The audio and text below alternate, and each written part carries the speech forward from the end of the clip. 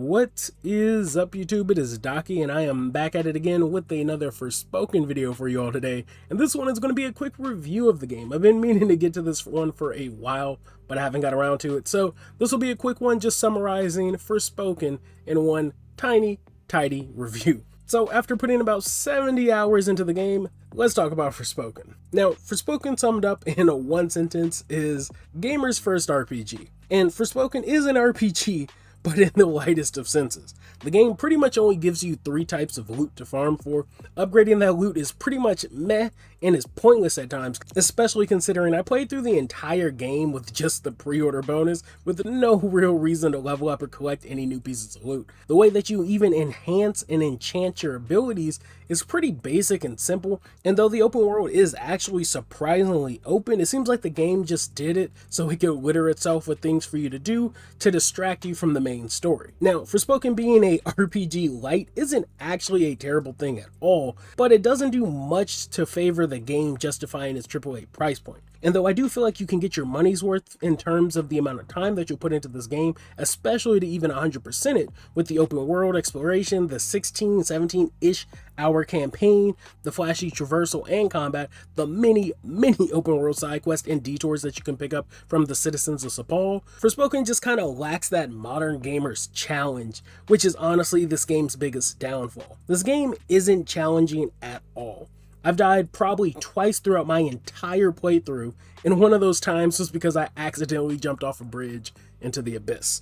And nothing ever makes you feel like there's any stakes, which is a shame because everything in the game is actually extremely fun. The boss fights are fun and unique, the combat is fun, the traversal is fun, the open world exploration is even fun and leaves players with tons to do. But I play the game knowing that I'll probably never die despite the difficulty. But honestly, that's not that bad a thing. To be honest, I keep coming back to Forspoken just to play for the sake of playing, or see what else I can discover in the open world, or level up or enhance my magic more. Forspoken is probably the most fun game I've played in a while, though there's no stress, there's no challenge, it's just kind of good old-fashioned fun. Now, I know this isn't for everyone, and traditionally, this isn't even typically for me, but I don't know if it's just because every game I've been playing recently has been a grind fest, or just a constant competitive co-op and multiplayer play. Forspoken just kind of feels fun to play when you're down to waste some time. I always find myself hopping back on just for a few moments, but then ultimately I'm here sitting playing the game for about another 2-3 hours. Now, of course, before I wrap this up, because this is a quickie review, I do want to touch on the elephant in the room that everyone was being babies about before the game released,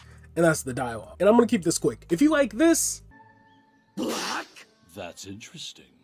But I was really hoping I'd get to see a sword turn bright red! Don't talk about this dialogue. This is my home.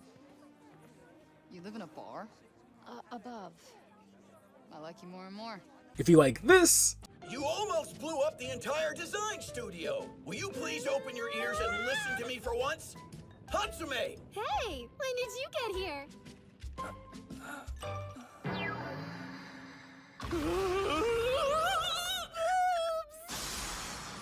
Don't talk about this dialogue. I think I get it now. That's what the taunters were talking about. Oh, I want you to say it. Please say it. They weren't talking about me at all.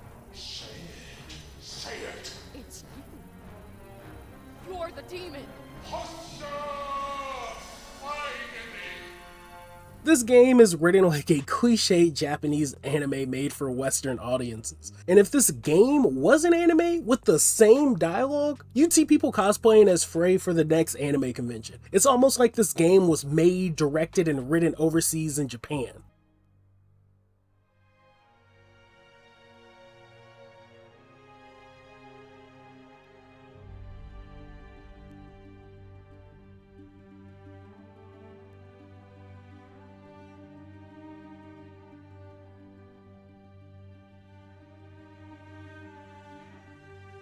But all in all, Forspoken is a RPG light with traditional anime level dialogues, a by the numbers story, but a surprisingly polished game even at launch, which is rare. The game looks great, it plays great, the combat does open up a bit with some skill, but considering there's not much challenge to the game, it's more to just have fun, and honestly the game knows this. That's why when you're playing the game and exploring the open world, you'll just find large land masses with 70 plus enemies. The game just wants you to go crazy and kill stuff with your magical abilities, and honestly, there's nothing wrong with that. The let's be real rating on this game is 6 out of 10. It's definitely a mediocre game at best, but a fun one nonetheless. But the fact that I keep coming back and playing the game, my bias rating is a 7 out of 10. But hopefully this quick review gave you all the details that you need to know about Forspoken. Have you picked it up? Are you on the fences? Did you hate it? Do you love it? Let me know in the comments below. Other than that, I'm going to wrap this one up because, again, I wanted to keep this one brief and short, especially with Hogwarts Legacy coming out in a few hours. So, thank you all for watching. Like always, if you haven't, be sure to follow me on all my social media accounts. Links are in the video description, along with the link to the Discord as well, with guides, builds, LFGs for all things I cover on the channel and some things that I don't. Other than that, though, I am out of here, guys. Thank you all for watching again. Be sure to leave a like if you liked the video. If you didn't, still leave a like because nobody's going to see that dislike. Other than that, I'm out. Thanks for the love. Thanks for the subs. Peace.